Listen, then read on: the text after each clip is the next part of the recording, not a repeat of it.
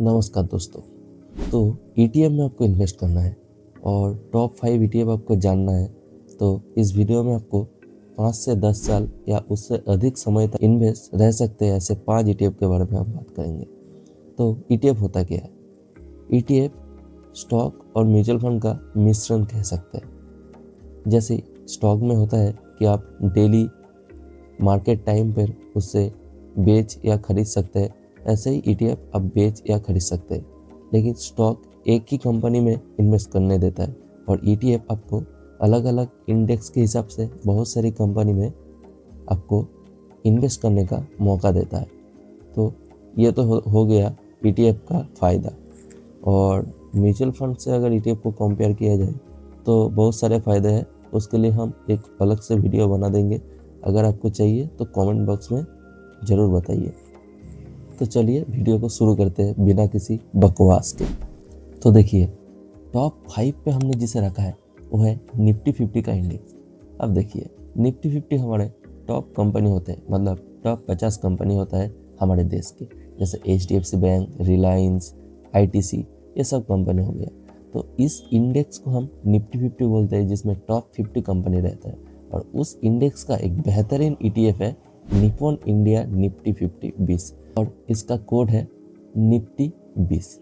अब Nifty 20 Nippon India का है, तो हम देख लेते हैं इसका परफॉर्मेंस कैसा रहा है। तो आप देख सकते हैं कि निप्पॉन इंडिया निफ्टी 50 20 ने पिछले 3 साल में 13.53% का CAGR रिटर्न दिया है। और आप देख सकते हैं कि 5 साल में 16.39% का CAGR रिटर्न दिया है। अब देखिए, अब बात कर लेते हैं एक्सपेंस रेशियो। अरे भाई, खर्चा कितना पड़ेगा, मतलब हमारे ईटीएफ को मेंटेन करने के लिए कितना पैसा देना पड़ेगा एएमसी कंपनी को, ठीक है। तो यहाँ पर आप देख सकते हैं कि एक्सपेंस रेशियो है 0.04%। ईटीएफ में केस में सबसे बेहतरीन बात यह है कि म्यूचुअल फंड के कंपैरिजन में ईटीएफ में बहुत ही कम एक्सपेंस रेशियो होते हैं। AUM की बात करें, मतलब कितना पैसा एक कंपनी संभाल रहा है, तो यहाँ पर आप देख सकते हैं कि 53,989 करोड़ रुपये ये एक ही कंपनी संभाल रहा है। सेक्टर एक्सपोजर आप देख सकते हैं कि फाइनेंशियल सर्विस में आपको 32.57%, आईटी सर्विस में 11.93% एंड सो ऑन आप देख सकते हैं। चलिए हम नेक्स्ट ईटीएफ में जाते हैं। तो अगर हम नेक्स्ट ईटीएफ की बात करें तो ये हो जाएगा निफ्टी नेक्स्ट 50, जो 51 से 100 तक कंपनी को ट्रैक करता है। तो निफ्टी नेक्स्ट 50 ज़्यादा रिटर्न देता है निफ्टी 50 के मुकाबले, क्योंकि जैसे निफ्टी नेक्स्ट 50 में जो कंपनी होता है वो चाहता है कि निफ्टी 50 में आने के लिए, और वो कंपैरेटिवली थोड़ा छोटा कंपनी होता है, इसलिए रिटर्न भी निफ्टी 50 से ज़्यादा देता है, लेकिन थोड़ा सा रिस्क भी ज़्यादा है। उसके बारे में हम बात करेंगे। तो पहले देख लेते हैं कि ईटीएफ कौन सा है। तो जूनियर 20 करके एक ईटीएफ आता है, JUNIOR-BEES। ये भी एक निप्पॉन इंडिया का ईटीएफ है जो निफ्टी नेक्स्ट 50 में आपको इन्वेस्ट करता है। तो इसका रिटर्न, एक्सपेंस रेशियो ये सब देख लेते हैं। तो रिटर्न देखिए, लास्ट 3 ईयर में 17.99% का रिटर्न दिया है और 5 ईयर में 18.73% का, और ये CAGR बेसिस पे होता है। उसके बाद देखिए, एक्सपेंस रेशियो 0.17% का है। तो एक्सपेंस रेशियो तो कंपेरेटिवली कम ही है। अगर आप म्यूचुअल फंड के साथ कंपेयर करेंगे तो बहुत ही कम है, ठीक है। उसके बाद देखिए, AUM 6,887 करोड़ का AUM है। तो इसके बाद हम आ जाते हैं सेक्टर एक्सपोजर पे। यहाँ पर आप देख सकते हैं कि फाइनेंशियल सर्विस में 18.17% का सेक्टर एलोकेशन है। मतलब आप देखिएगा कि निफ्टी 50 में जो फाइनेंशियल सर्विस है उसमें 32%, मतलब 30% के ऊपर उसमें ही पैसा चला जा रहा है। तो सेक्टर डिवाइडेड ठीक ठाक नहीं हो रहा है। लेकिन यहाँ पर देख सकते हैं कि ओनली 18.17% का ही फाइनेंशियल सर्विस में है और दूसरे में बहुत इक्वली डिवाइड है। तो इसलिए भी ये ईटीएफ हमें अच्छा लगता है। अब नेक्स्ट चलते हैं हमारे थर्ड ईटीएफ की तरफ। अब देखिए, हमने नंबर 3 पे जिस ईटीएफ को रखा है वो उसको बोलते हैं मिड कैप कंपनी, उसको हमने रखा है। तो इसका भी एक इंडेक्स होता है जिसको कहते हैं मिड कैप 150 इंडेक्स। तो इसी इंडेक्स का एक ETF जो बढ़िया लगता है मुझे, जिसका लिक्विडिटी भी ठीक है, एक्सपेंस रेशियो भी ठीक है, पुराना कंपनी है और ट्रैक रिकॉर्ड भी अच्छा है, वो है मिड कैप ETF। ये मिराई एसेट का एक ETF है जो मिड कैप कंपनी में इन्वेस्ट करता है। तो इसका आप देख सकते हैं कि 3 ईयर रिटर्न 23.93% का है, निफ्टी 50 और निफ्टी नेक्स्ट 50 से भी ज़्यादा। लेकिन हाँ, रिस्क भी थोड़ा ज़्यादा रहता है, छोटा कंपनी रहता है, डिफ़ॉल्ट होने का चांस रहता है, लेकिन ओवरऑल रिटर्न अच्छा दे देता है।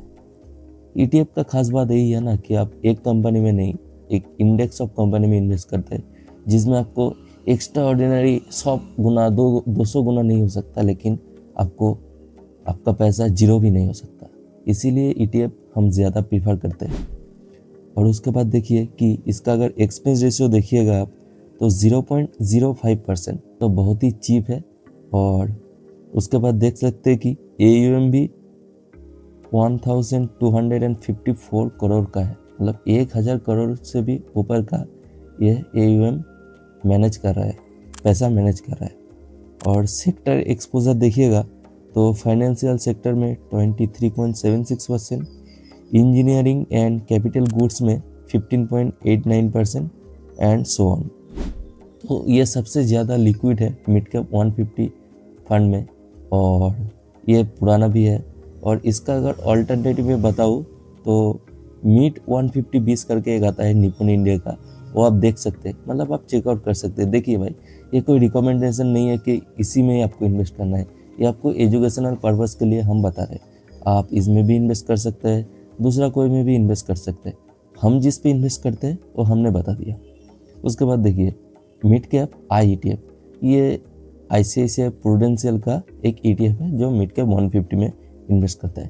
तो नेक्स्ट बात करते हैं हम हमारा नंबर 2 ETF के बारे में। तो नेक्स्ट हमने जिस ETF को रखा है वो स्मॉल कैप कंपनी को ट्रैक करता है।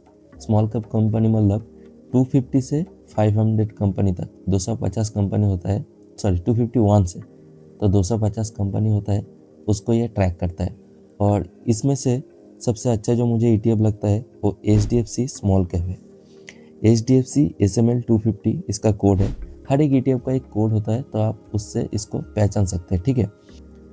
और इसका रिटर्न आप अगर देखेंगे तो यहाँ पर देख सकते हैं कि ये 3 साल कंप्लीट नहीं किया है अभी तक, तो 3 साल का रिटर्न 5 साल का रिटर्न में नहीं दिखा सकता। लेकिन HDFC स्मॉल कैप 250 जिस इंडेक्स को ट्रैक करता है, स्मॉल कैप 250, तो उसका ट्रैक रिकॉर्ड बहुत अच्छा है। इसका एक्सपेंस रेशियो देखिए 0.25% का है। और सेक्टर एक्सपोजर आप देखेंगे तो फाइनेंशियल सर्विस में 20.89, इंजीनियरिंग कैपिटल गुड्स में 12.66% एंड सो ऑन। तो इसके बाद हम हमारे टॉप 1 फर्स्ट ETF को हम कवर करेंगे। तो नंबर फर्स्ट में हम जिस ETF को रखे हैं वो है गोल्ड ETF। तो हमारे बाप दादा के पसंद गोल्ड ETF। तो गोल्ड में इन्वेस्ट करने का एक ऐसा चीज़ है जिसमें कभी कम नहीं होता, एसेट बढ़ता ही रहता है। तो गोल्ड ETF एक अच्छा ऑप्शन है। और गोल्ड में अगर इन्वेस्ट करना चाहते हैं तो ETF अभी के लिए सबसे बढ़िया ऑप्शन हो जाता है। तो गोल्ड ETF में जो आ जाता है वो है गोल्ड IETF। ICICI प्रूडेंशियल का ETF है, पुराना ETF है, अच्छा ETF है, रिटर्न भी ठीक ठाक देता है, एक्सपेंस रेशियो बढ़िया है और इंडेक्स को अच्छी तरह से मतलब ट्रैक करता है, लिक्विडिटी भी अच्छा है और बढ़िया ETF है। तो इसका रिटर्न देखिए, एक साल में 64.66% का रिटर्न दिया है। मतलब किसी भी इंडेक्स आप उठा के देख लीजिए, सबसे ज़्यादा रिटर्न इसी ने दिया है। हालांकि लास्ट एक साल में इसका रैली आया है, जैसे स्टॉक मार्केट गिर रहा है तो गोल्ड अच्छा कर रहा है, ग्लोबल टेंशन ज़्यादा है तो गोल्ड ETF अच्छा कर रहा है। तो गोल्ड ETF एक अच्छा ऑप्शन है। 3 साल में 32.19% का रिटर्न दिया है, 5 साल में दिया है 19.82% का रिटर्न, बढ़िया रिटर्न दिया है। AUM एसेट अंडर मैनेजमेंट आप अगर देखेंगे तो 11,966 करोड़ का एसेट अंडर मैनेजमेंट हो जाता है। और यहाँ पर आप देख सकते हैं कि एक्सपेंस रेशियो 0.5% का है, तो एक्सपेंस रेशियो भी कम है। हमारे हिसाब से हमने पूरा कोशिश किया है कि लॉन्ग टर्म इन्वेस्टमेंट के लिए सबसे अच्छा ETF कौन सा हो सकता है ये आपको बता दिया हो। और भी बहुत सारी ETF है जिसका मेंशन हम किसी और वीडियो में करेंगे। तो लगता है आपको पसंद आया ये वीडियो। अगर आपको वीडियो पसंद आया तो लाइक, शेयर, सब्सक्राइब ये सब तो कर दीजिएगा और चैनल को भी थोड़ा सपोर्ट कीजिएगा। और नेक्स्ट कौन सा टॉपिक पे आपको वीडियो चाहिए ये कमेंट सेक्शन में बता दीजिएगा, हम वीडियो लेके आ जाएंगे। तो तब तक के लिए भाई स्वस्थ रहिएगा, मस्त रहिएगा, ज़बरदस्त रहिएगा। चलते हैं।